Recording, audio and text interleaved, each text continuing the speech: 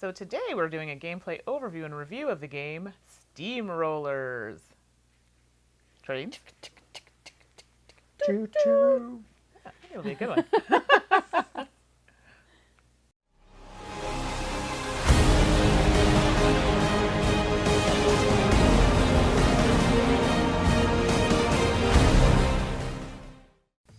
Hi everyone, welcome to another episode with To Die For Games. I'm Mandy, the board gaming pinup girl. I'm Tracy, the gaming maven. And I'm Stephane, the game's teacher. So today we are taking a look at a train game called SteamRollers. A little bit more to it than that, but you know, SteamRollers makes you think of train, so thought I'd lead with that. Looking to see what the components look like? Well, click on a timestamp below, you'll be able to find it. Subscribe to the channel so you get notified when we post new content, and leave us your feedback so we know how we're doing. So we've got SteamRollers all set up and ready to go, so let's chug along to it. Okay, that was really bad. Let's get to it. To win at SteamRollers, you have to expand your rail network, deliver goods to cities, and upgrade your engine to become more powerful, earning you the most points by the end of the game.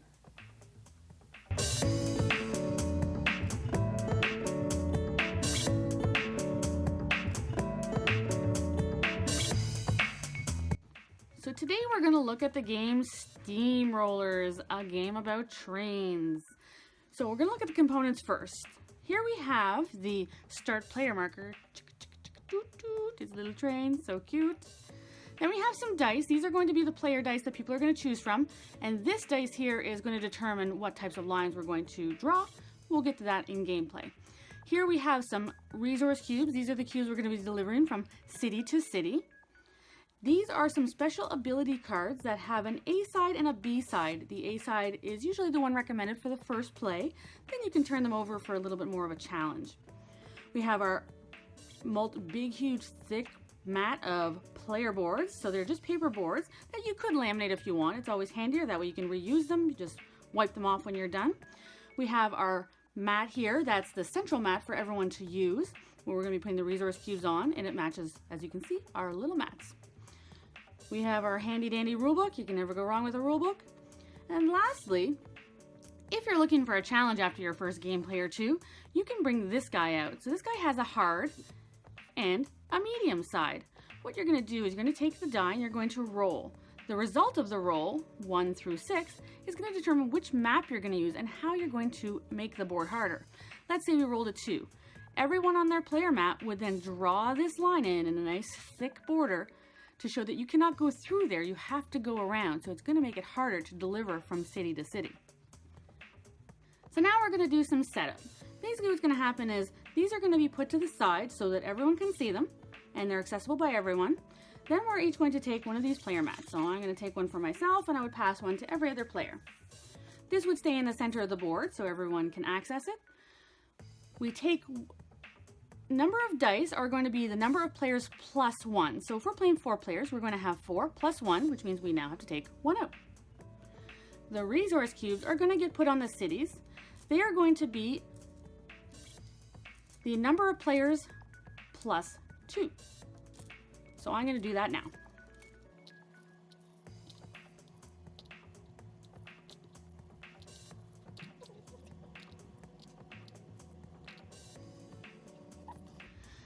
So once we have the number of cubes per player plus 2, we're going to now look at each of the sections of the map. We're going to remove any colors that match the section they're in. So in this case, we're looking at the yellow part of the map. We would remove any yellow cubes, and we would do that with each color. So in this case, we would move red. The 2 center sections are both gray, even though they're slightly different grays. They're both gray, so you would remove the gray from both sections. Once we've done that, we are ready to play. So at the start of each round, the start player, who has this cute little train token, is going to gather all the dice up and is going to roll them, including the black die. Then what they're going to do is they're going to take said black die and put it on one of the spots that matches the face value. So 1, 2, 3, 4, 5, 6. And this is going to restrict what types of train tracks players can draw on their player sheet. Starting with the start player and going in clockwise order, each player will get to take one of the die. When they take it, they can take one of the following actions. They can choose to build a track on their player sheet by drawing in the region matching the face value. So in this case, you can build anywhere here in the yellow spot because that's all part of region 1. Then, if I build that track, I must build based on the restrictions of types of tracks here, and I can build anywhere in this region, and I do not have to connect existing tracks. So I can put it over here, and that is okay, because it doesn't have to connect to other ones. The other thing I can do with the value 1 die is I can build my train up. The building a train up is going to help you to be able to deliver goods from city to city. If you don't have enough engine strength, you will not be able to deliver to that city. So what I would do is I would just simply put an X on the 1 spot if it didn't already have a colored in spot. I can color up to 6 spots, which will also give me points at the end of the game, but will also help me deliver further across my board.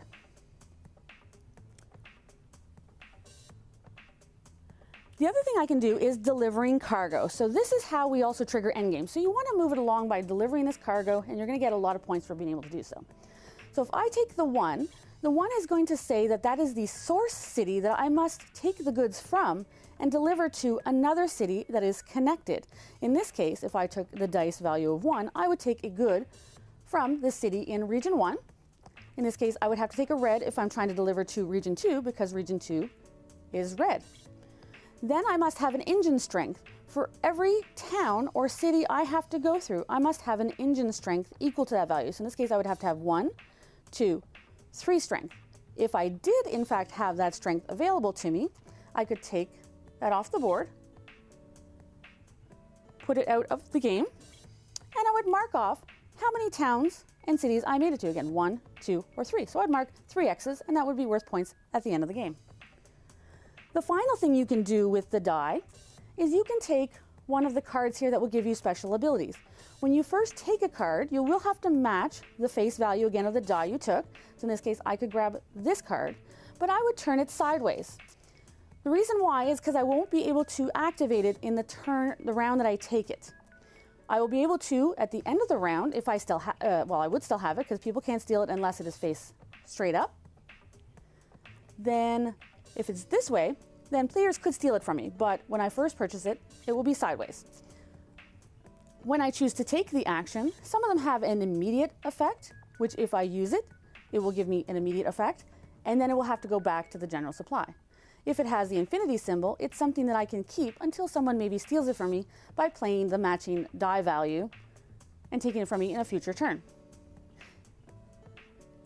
Then everyone is going to get one more round. The person that triggered the end game, everyone else gets a turn.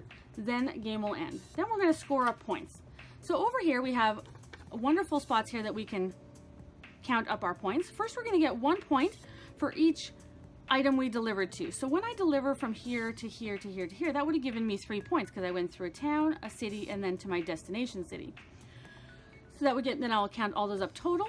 Then we're going to get points for our engine strength. So 3 engine strength doesn't really get us anything, but if we were to fill 4, 5, or 6 spots on our engine here to make it stronger, we would get 1, 2, or 3 points respectively.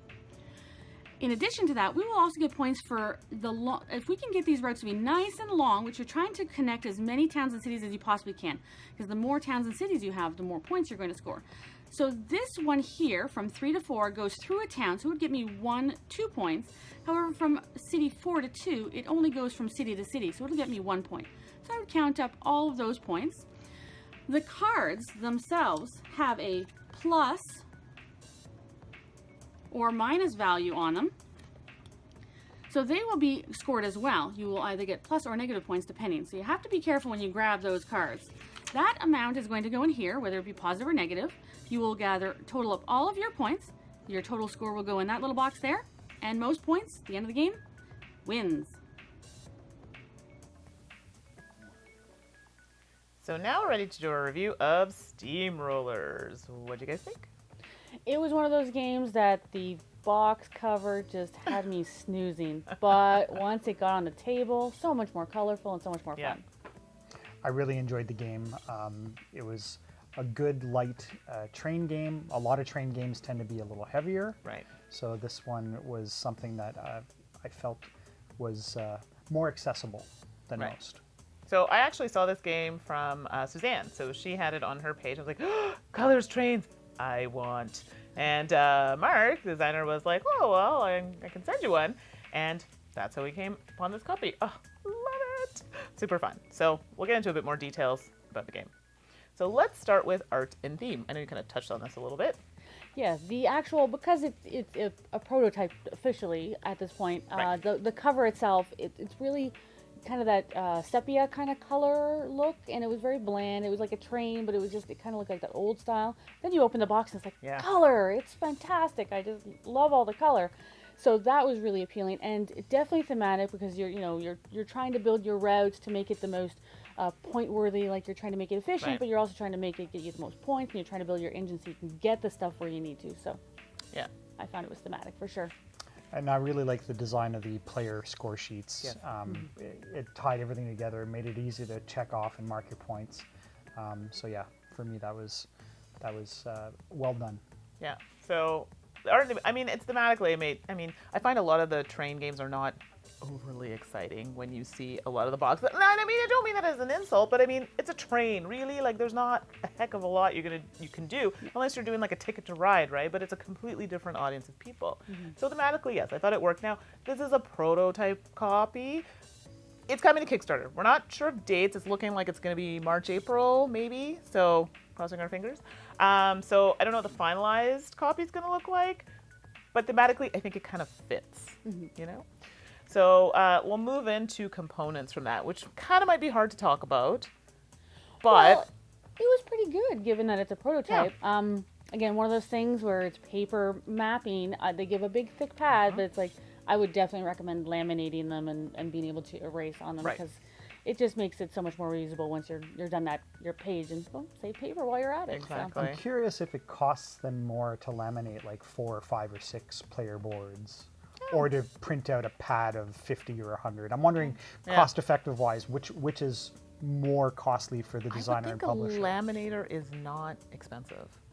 No, it has to be good enough to do multiple. Like you'd have to Right. get it professionally done. Sure. So it might add up, but I don't know. I think it would work out in the wash. Yeah, I mean, I could easily do it, and it cost me all of 30 cents or whatever. I mean, it's not super expensive, but I definitely think like with a marker, it's better than with a pen, because Yeah. I'm one of those people that likes to color in my tracks, and I take forever.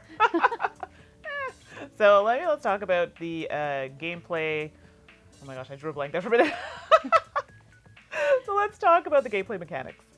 It's really interesting how you use the die. So you're using a die, and it determines, the black one determines which action, like which Right. type of lines you're going to use. But there's so many ways you can use the die you choose. So I find there was very few times where I was limited. Like sometimes when that 3 just wouldn't roll, and I didn't Yes. have any other choices. But often I found I could do something with the die that I picked, and it wasn't just a throwaway kind of good. action, which was fantastic. I really liked how you kind of had the logic, like it was a very visual, so it's great for people like me who like that visual, spatial aspect of trying to, figure how you got to get this to there. But you also Yeah. have to race against people who are just very efficient at these train Oh my games, goodness, yes. Dave. And get those things, like get the deliveries done before I even have a chance. 'Cause I'm like, I'm just building this beautiful route, and yeah. Yeah. I felt the game mechanics were simple and effective to convey the play of the game. I would have liked, like Tracy said, sometimes your number just doesn't roll. And Yeah. although there's a couple of options with the special cards to maybe modify the dice rolls in one way, shape, or form, I would have liked maybe a default mechanic, even if it was at a penalty or something, where you could flip one of the dice or make one of the dice the number you need. I'm not sure how to incorporate it, but I would like to see that maybe in a final copy of the game. I think that's where the cards come into effect, those are and easy. because I remember when we were playing, and we were just like grabbing those. It's like, yeah, I Like, kept changing that die. I never make good rails. Like, they're always like one here, one there. They never connect. But there's that card that I had where I could do plus or minus on my dice roll. But there's also a card that allows you to change it to whatever you want. So you just have to snag those. Otherwise, yeah, it can be problematic for you later if you're just trying to get that roll. So for me, everything you said, I agree with. The one thing I really like they did, so the initial game is fairly easy for most people to pick up. It's not super complex, but it's got enough strategy in it. But I like that they made it harder Right. with that little sheet that said medium and hard, so created obstacles to kind of okay, you can't go that way, so if you Right. want to go from that city to that city, you got to go around. So make the game longer, but it also make a game much more difficult to Right. complete well and before your opponents. So Yeah, exactly. I like that. So you can get different levels, which is nice. Similar type of game or games. One that we've played a little while ago now, because we've had it for a couple of years, is Roll Through the Ages. I think it's the Bronze Age is the one. You're rolling dice and you're checking off boxes on a score sheet, basically. Each player has their own score sheet. So similar mechanics in that sense. And yeah. La Granja No Siesta Yeah. is one that we all really like. It works similar. Again, you have a piece of paper. You're trying to check off certain areas of the board quicker to get you more points. So if you finish this area, or you're maybe trying to trade or sail, stuff like that, there's different ways to get it, and you're using dice again to Right. take those actions. So very similar, Right. fun gameplay. So people like those dice. Like, I don't know why, and it's not exactly the same, but Grand Austria, where you have the dice and then you have, you're using them to perform your actions. Now there's way more of them, but the idea is quite similar. That's true. Yeah, I forgot about that one actually. I was like, oh yeah. So overall, I really like this game. It's an accessible game for people who are maybe not, who don't know a lot about, like, I actually had not played a lot of those games where, where you create the rails and, delivering. I had not really played too many of those, so I was like, oh, like, this is good and I can catch on. And I like the fact that I can increase the difficulty, so that really appealed to me. I was a little sad when I found out the copy we have is like a limited one. Yeah. I'm like, when is it coming out? So soon, hopefully, because I will definitely be backing this one for Yeah. sure, because I really enjoyed it. I also enjoyed the game. Like I said, light, accessible, for people who love trains and the railway theme.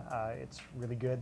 And it played it didn't take too long to play No, through. I mean, 30, most of our 45 minutes. playthroughs were 30 to 45 minutes. Yeah, not long. So yeah, you have fun with a light, quick game, and really enjoyed it.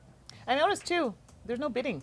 Like a lot of those games, they have like the chips for bidding, and so there's none of that. So I think that was kind of nice that it kind of took that out. You can concentrate solely on your route, rate. yeah. It's really a route race to deliver Right. all those goods. Yeah. Right.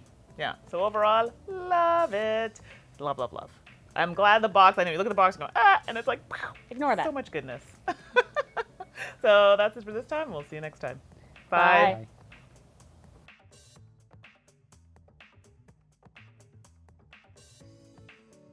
Follow us on social media.